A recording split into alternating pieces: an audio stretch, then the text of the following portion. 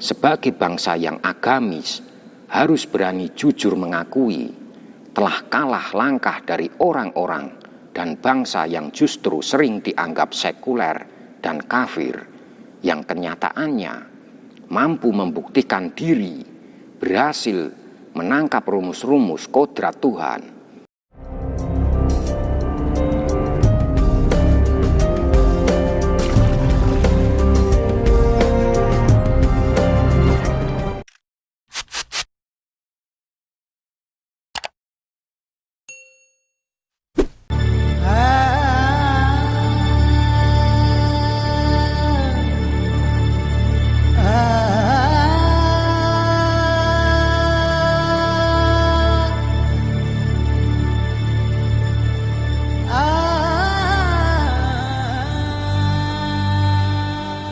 Sikap hidup orang Jawa yang diwarisi dari leluhurnya terjelma di dalam lelaku dan usahanya untuk mencapai keselamatan dan kesejahteraan hidup.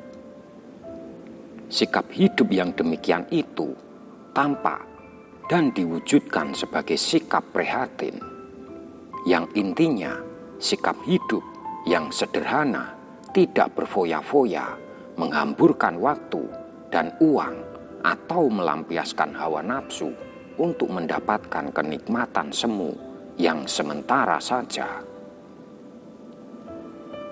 Orang yang prihatin bukan berarti selalu bersedih-sedih, tidak menikmati hidup, senantiasa berpuasa, bersemedi, tetapi prihatin berarti bersikap, berpikir, dan bertindak dengan penuh kesederhanaan sesuai dengan kemampuan dan kompetensi masing-masing.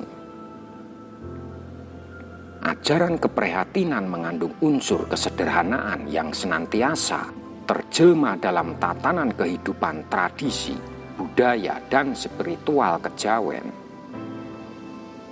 Dengan prinsip keprihatinan dan kesederhanaan tersebut, setiap orang pasti akan dapat mencapai sesuatu yang maksimal sesuai dengan tolak ukur dan kemampuan masing-masing pribadi, tidak dengan tolak ukur orang lain, terutama untuk sesuatu yang sifatnya berlebihan dibandingkan dengan kemampuan pribadinya.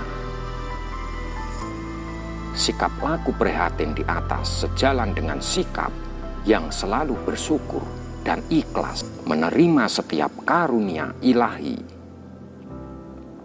Ajaran tentang lelaku dan ilmu kejawen juga menunjukkan konsep kesederhanaan dalam berpikir dan berbuat.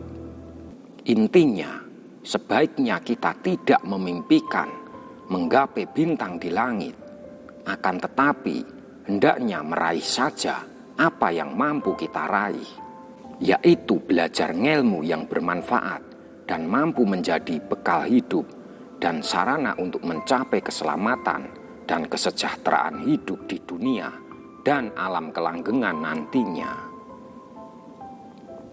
Berserah diri hakikatnya sama dengan tapangeli, yang artinya menghanyutkan diri pada aliran sungai, kehendak yang widi, kareping rahso, yang akan menjamin kita sampai pada muara keberuntungan memasuki samudra anugerah Tuhan.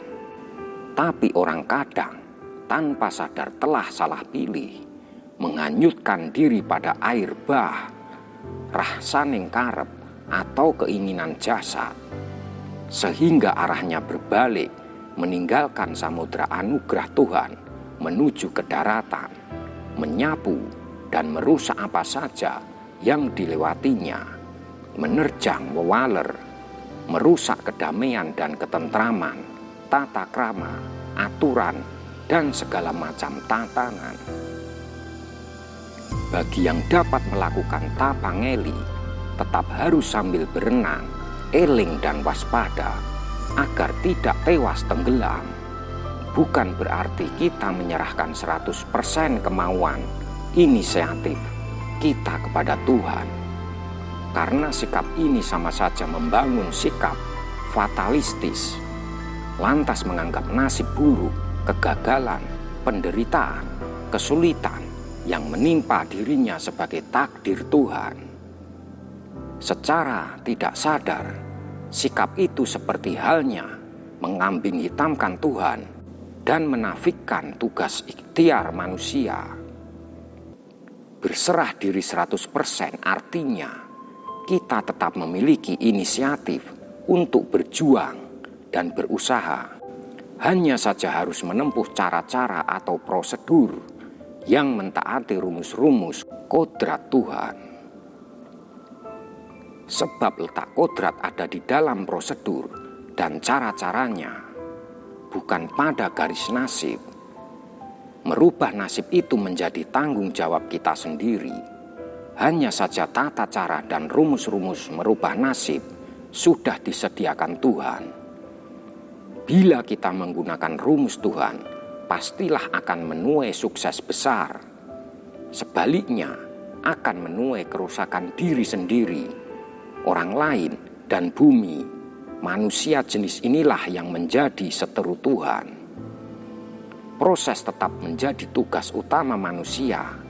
Kegagalan bisa jadi karena manusia tidak mentaati rumus Tuhan, atau Tuhan sengaja menggagalkan upaya manusia, sebab Tuhan Maha Mengetahui dan selalu menentukan yang terbaik untuk manusia. Hidup ibarat seni, perlu memanajemen seni untuk menjalankan irama kehidupan sehari-hari sesuai kehendak Tuhan. Kejadian yang sama belum tentu memiliki makna dan hikmah yang sama pula. Itulah sulitnya menerjemahkan kehendak Tuhan, karena Tuhan bekerja dengan cara yang misterius. Akan tetapi Tuhan Maha Adil telah memberikan instrumen dalam jati diri kita berupa rasa sejati dan guru sejati sebagai alat paling canggih yang dapat menangkap bahasa isyarat dan kehendak Tuhan. Sayangnya masih banyak orang yang belum mengenali instrumen dalam diri pribadi setiap manusia tersebut. Kodrat meliputi rumus-rumus ilmu Tuhan yang maha luas tak terbatas. Dalam hal discovery, penemuan ilmiah bidang sains, teknologi, teori-teori filsafat, sosial ekonomi, politik, psikologi, kedokteran, merupakan bukti nyata kesuksesan manusia dalam mengejawantahkan rumus-rumus kodrat dan kehendak Tuhan. Bahkan banyak di antara tokoh penemu sains dan teknologi, temuan mereka berkat diawali oleh sebuah ilham atau wisek gaib, kadang dengan didahului oleh kejadian unik yang menjadi jalan penunjuk ke arah penemuan baru. Dalam bahasa yang lebih ilmiah disebut sebagai talenta atau bakat alami. Seorang ilmuwan penemu tidak akan tergantung apa sukunya, bangsanya, bahkan agamanya. Inilah salah satu bukti jika Tuhan itu tidak primordial, anti-sektarian, dan puritan. Tapi mengapa yang manusia sering kebangetan dengan berulah dan bertabiat kontraversi dengan sikap Tuhan tersebut?